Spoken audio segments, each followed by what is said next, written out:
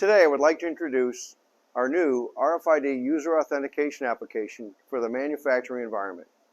Manufacturing systems and software access have historically been controlled by the use of a physical key or unique password access per system and application. Using our MiConnect software integrated with an ELATEC RFID badge reader, we can grant customized access and user permissions for all the manufacturing systems, right from the employee badge. Let me show you an example of how this technology will work on a machine.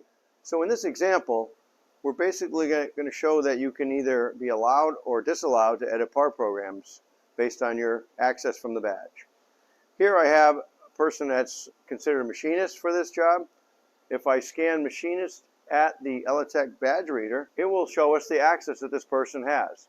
In this case, it's saying they cannot edit the part program. If I come over and make an attempt to edit a part program by deleting a piece of code, we can see that the Write Protect message comes on saying this user does not have access to edit the program. Now if a supervisor comes over and scans their badge at the ELATEC reader, it's going to tell them that they can edit the part program. I can now come over to the control and actually delete a function, and you can see that that was allowed to be done.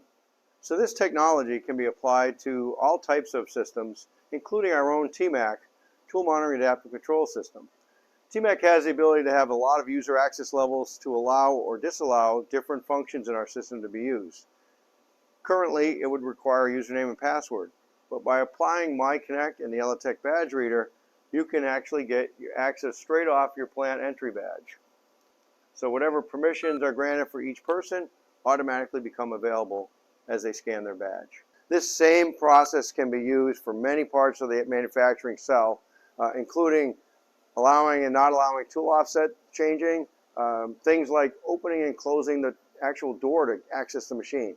Any function of the machine tool really can be controlled and accessed or denied access using the badge that you entered the plant with.